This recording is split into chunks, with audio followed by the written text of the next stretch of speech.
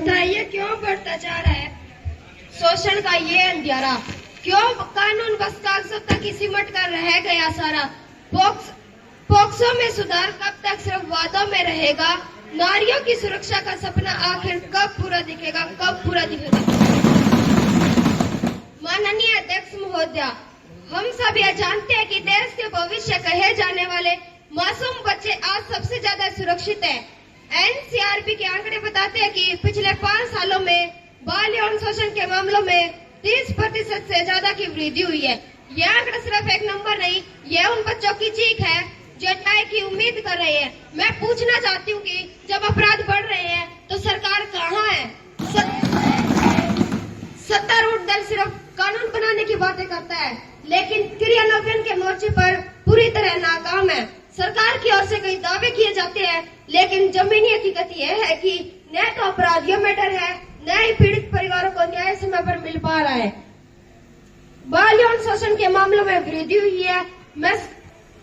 मेरा सरकार से सीधा सवाल है, सरकार ने कौन से ठोस कदम उठाए हैं और क्यों अब तक इनका असर नहीं दिखा? क्या पोक्सो अधिनियम में कोई संशोधन प्रस्तावित है?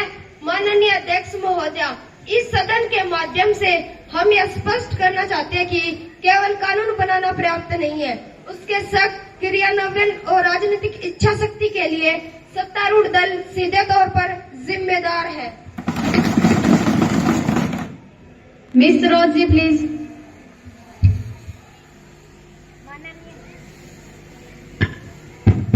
माननीय अध्यक्ष महोदय, विपक्ष के साथी ने जो मुद्दा उठाया है वह निसंदेह बेहद गंभीर है।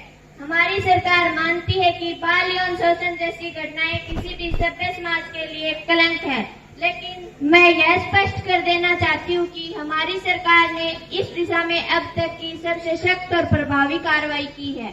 सरकार ने इस समस्या से निपटने के लिए कई प्रभावी कदम उठाए हैं, जैसे देश भर में 700 से अधिक फास्ट ट्रैक कोर्ट स्थापित कर त्वरित सुनवाई की व्यवस्था की है।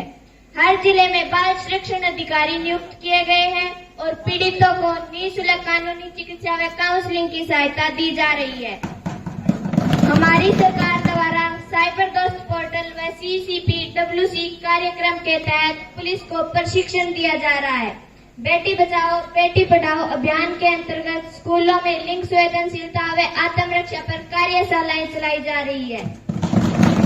सरकार ने 2024 में पोक्सो अधिनियम में संशोधन का प्रस्ताव पेश किया है। हमारी सरकार ने बाल पोर्नोग्राफी, सेक्सटॉर्शन व ग्रूमिंग के लिए न्यूनतम 7 वर्ष से आजीवन कारावास का प्रावधान किया गया है।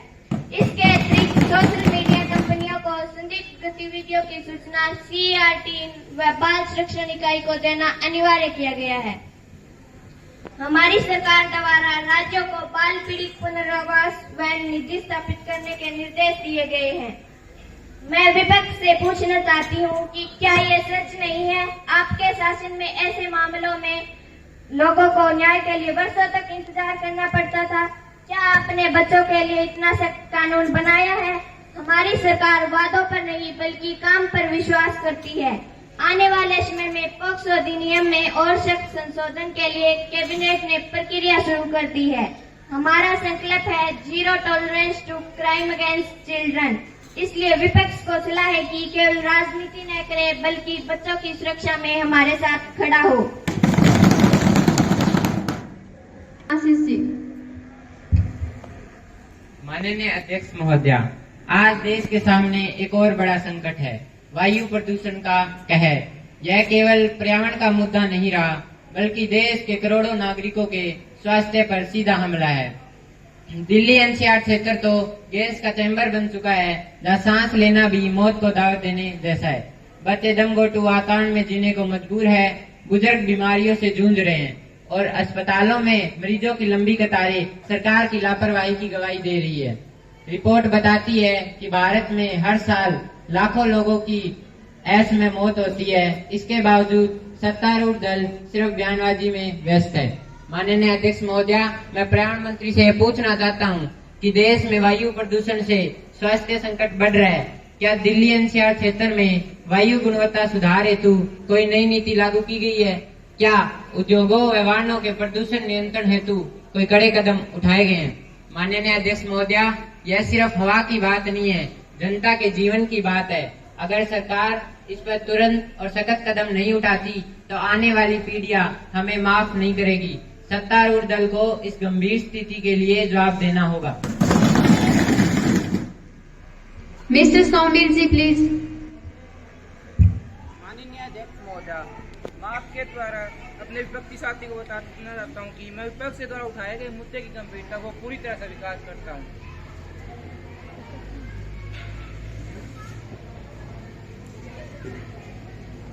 वायु प्रदूषण देश के लिए चुनौती है और खासकर दिल्ली एनसीआर के लिए खतरे की घंटी।